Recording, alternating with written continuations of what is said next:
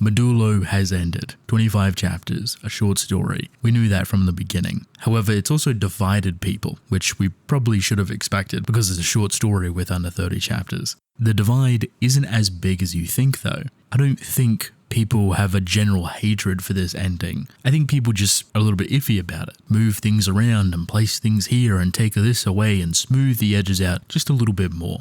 I think the biggest complaint that I see from people is that there just wasn't enough time. And while it is a short story, maybe an extra 5 chapters, an extra volume, perhaps, would have done the story way more justice. And that's not to add new elements or ideas or story beats, but to flesh out what's already there, connect things a little bit better, and to smooth over the entire experience. I'm okay with this divide, because it's not a bad one, it's just natural. Look at this, a second channel that is a weekly manga podcast, updated Friday, go subscribe, and a free Patreon with exclusive goodies and that podcast 5 days earlier. Become a member, it supports me directly. Also leave a like and subscribe. Mwah.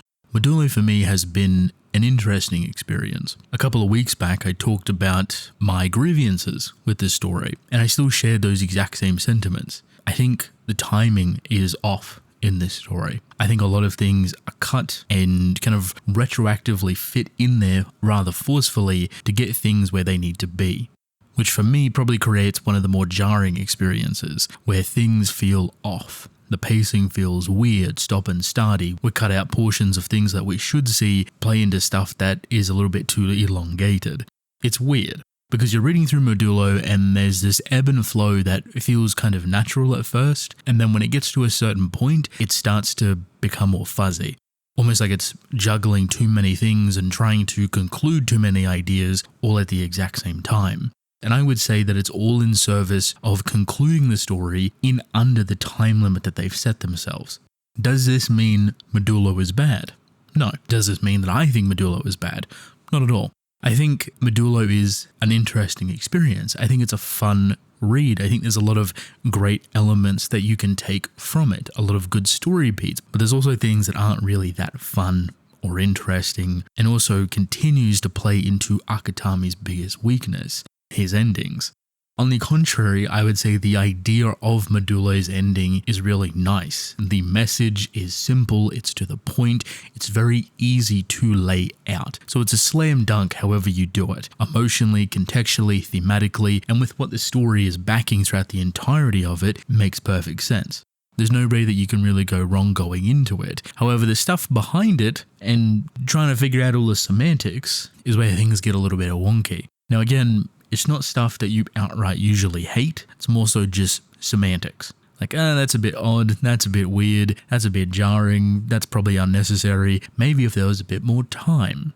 And I guess that comes down to the question I have for Akutami, the editors, and I guess the whole thought process behind Modulo. Clearly you wanted to tell this story, and you wanted to tell it in a short fashion. You didn't want to spend a lot of time with it. Would it have killed to add extra chapters, to elongate the stuff that you are cutting corners on? Because I think there's very clear evidence where he's cut corners just to save room and save time, and it's something that he does quite often when you look at the finale of Jujutsu Kaisen. This brings up a pretty funny and rather interesting conversation you can have to the idea of Modulo overall.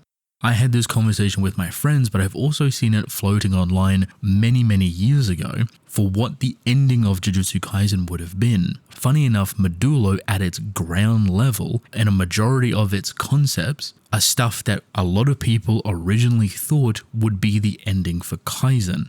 And this would be supplemented through the likes of Kenjaku's storyline. So if you ever felt that there was a big blank missing from the ending of Kaisen going into Gojo and Sukuna, it was most likely this 50 to 100 chapter storyline that was cut with more than likely Kenjaku, Tengen, more likely Sukuna, and then bringing that all full circle to what would be Modulo's ending, trying to either evolve people and cursed energy or get rid of it entirely.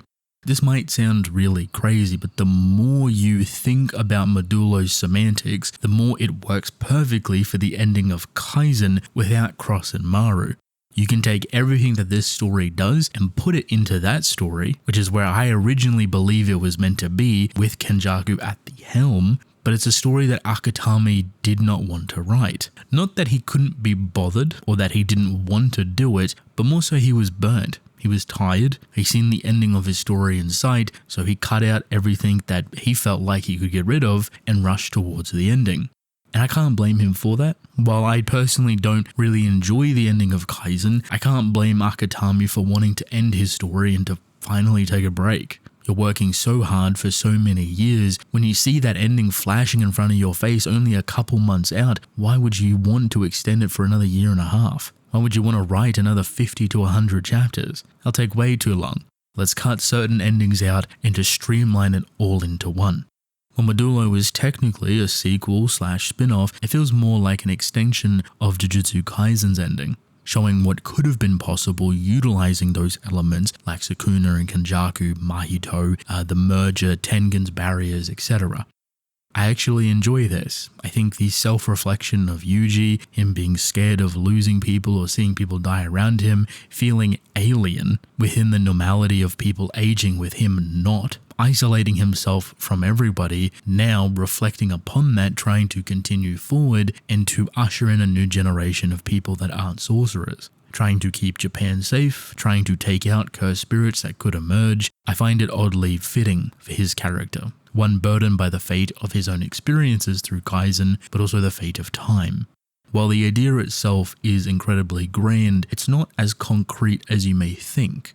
Yuji himself claims that when he does pass, there is a possibility of someone eating him the same way he did with Sukuna's finger, and that nobody knows what the future holds. Sorcerers could return if needed, cursed spirits could go out of control, the same way that aliens randomly appeared and shook up the whole story as well.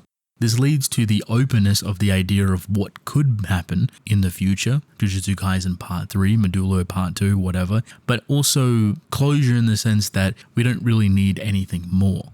There's no more Kaizen to tell, there's no more Modulo to tell. But if they really wanted to milk it, you're looking at a couple of 100 years in the future where all of your main cast are gone. Or we can jump back to a prequel, or a side story, or something else. For me, I don't want Akutami to touch Kaizen ever again. As much as I feel like he likes to do this story, he enjoys writing these characters, I think his energy is best put elsewhere. I would love to see what else he has up his sleeve in terms of new worlds and new ideas and new characters, stuff that is away from hopefully Battle Shonen. And that's not saying that there's anything wrong with Battle Shonen, but I think his strengths lie in how sensitive he approaches his character writing, how emotionally fulfilled they can feel, how much you can connect and relate with them as characters. They bond with each other within the story. His fights are incredible, they're high octane, they're super flashy, they're beautifully drawn, there's a lot of charisma and energy within it, and that's why people love it. But I think where his strength lies is away from Battle Shonen entirely. That idol manga that he keeps talking about, I feel like he should try that. And if they do want to continue milking the Kaizen universe, similar to Modulo, just get other people to draw it. Just supply the ideas. The ending does touch on something that I think is very powerful currently, something that is necessary for people to hear, and that is coexistence. The bond between humans, the love between humans, learning from each other, growing with each other, trying to understand what makes the other one tick. In Modulo's case, welcoming these aliens, showing them what the world represents, and in return learning about themselves, what beliefs and cultures they have, where they come from, but never losing sight of the importance of that connection, the coexistence of different people from all different walks of life. Now more than ever, with the world filled with so much turmoil, it feels fitting to reflect upon that connection. And because of that, I think it lands very well. I had a fun time with Modulo. I do wish it was a little bit longer though. I'm curious to see what Akutami does next. I hope it's away from Kaizen.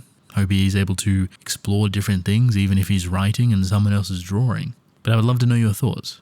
How do you feel about Modulo? Is it worth your time? Is it a worthy Kaizen successor? What would you rate it? A big thank you to these special Patreon members for supporting me. Leave a like and subscribe, I'd appreciate it, and I'll see y'all later. Mwah.